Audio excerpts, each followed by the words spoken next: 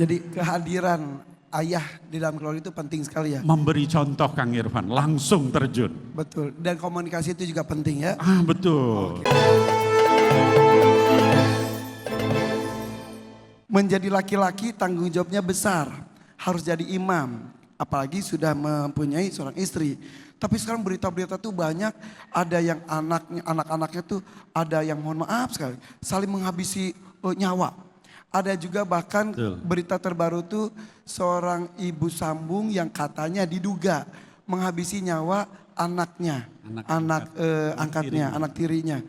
Apakah itu posisi imam menentukan bagaimana kualitas dari pribadi-pribadi dalam keluarga? Masya Allah. Silakan. Baik.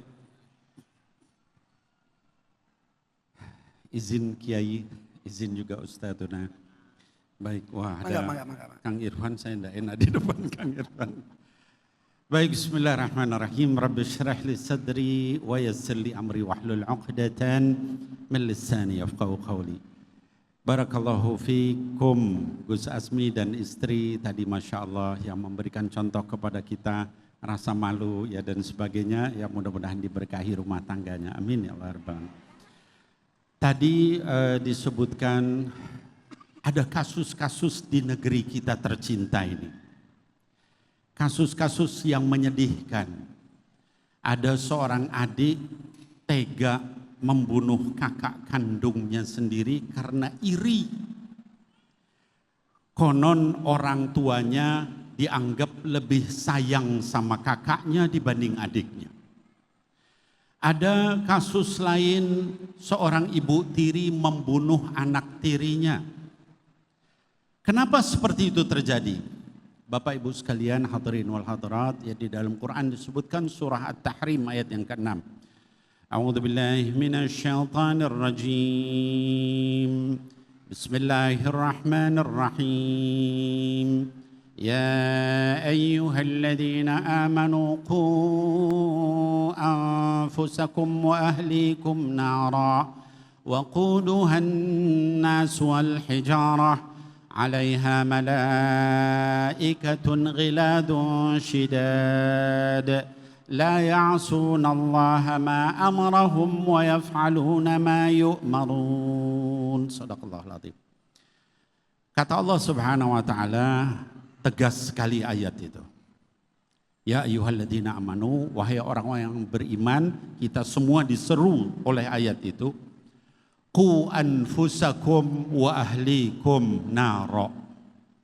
Jaga diri kalian, bukan hanya diri kalian aja, tapi juga seluruh keluarga kalian dari api neraka, kata Allah. Wa quduhan nas wal hijarah, bahan bakarnya manusia dan batu.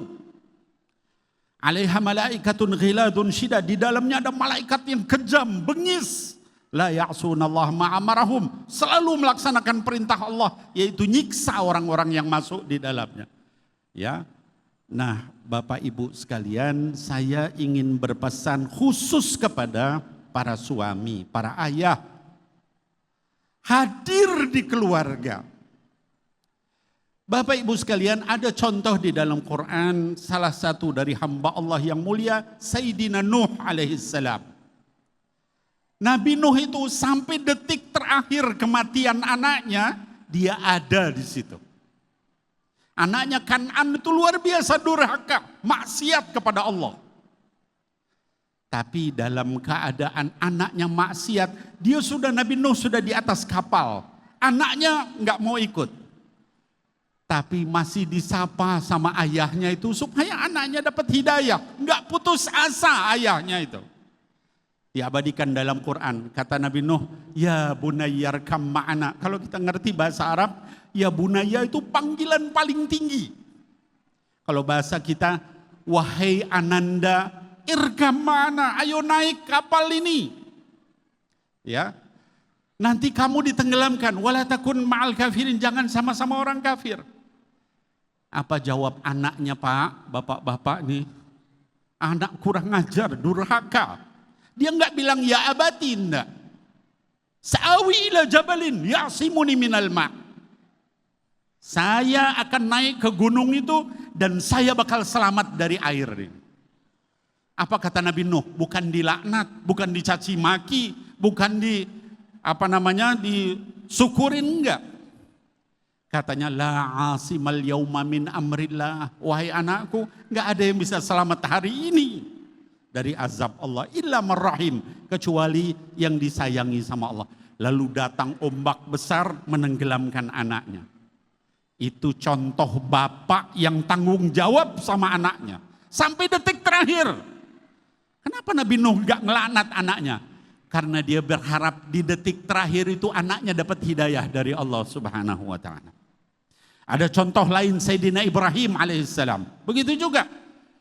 Turun perintah Bu untuk apa? Menyembelih anaknya. Ya. Tapi apa yang dilakukan Nabi Ibrahim? Bukan langsung, sini kamu. Ini perintah Allah, saya potong. Enggak. Ya bunayya, wahai ananda, saya ini arafil manam anni atba'uka, saya mimpi menyembelih kamu. Fandur mada taro.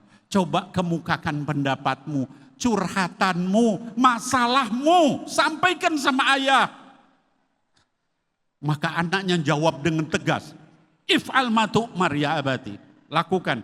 Mudah-mudahan Allah menemukan saya, ayah melihat saya sebagai orang yang sabar. Bapak dan suami sekalian, yuk kita hadir di keluarga, khusus di bulan Ramadan. Ajari anak kita Quran, ajari anak kita sholat, bukan hanya ngomong, hadir sama-sama sholat, sama-sama baca Quran. Mudah-mudahan kasus-kasus yang tadi Kang Irfan tidak terjadi. Amin ya Allah ya Rabbal Alamin. Jadi kehadiran ayah di dalam keluarga itu penting sekali ya. Memberi contoh Kang Irfan, langsung terjun. Betul, dan komunikasi itu juga penting ya. Betul. Oke. Nah kalau begitu yuk kita komunikasikan lagi dengan pertanyaan dan jawaban. Siapa lagi yang mau nanya? Sebentar, yang mana? Oh itu silakan Ibu.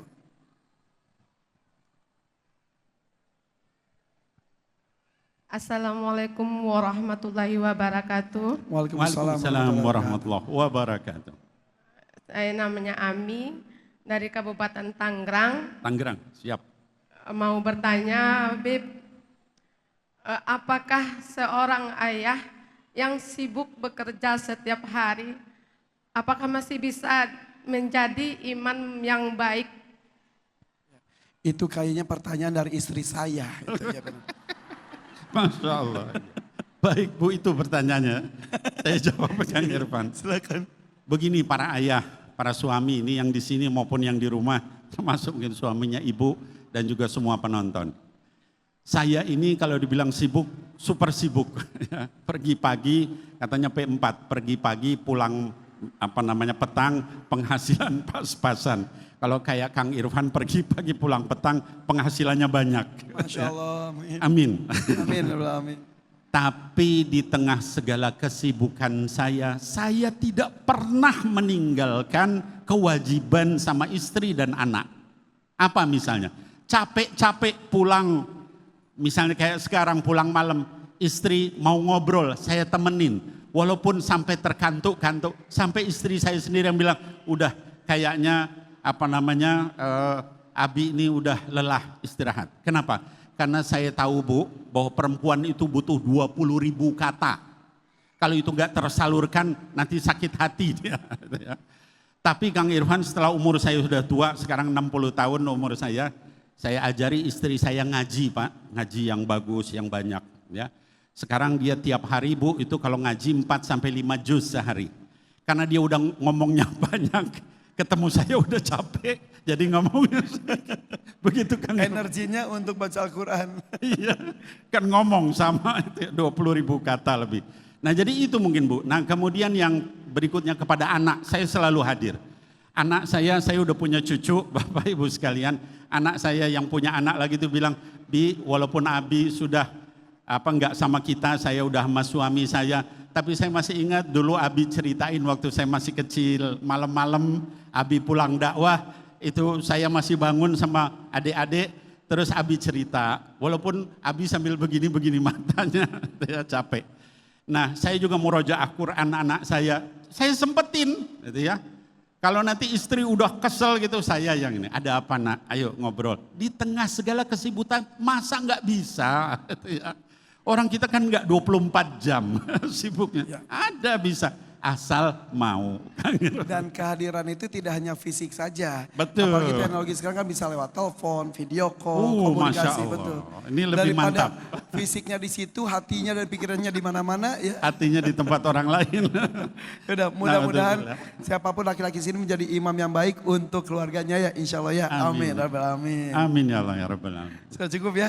Oke, kalau Makasih. begitu kita kembali sesaat lagi, jangan kemana-mana. Tetap di sini di Tablik Akbar Penyejuk Hati. Sejuk di hati.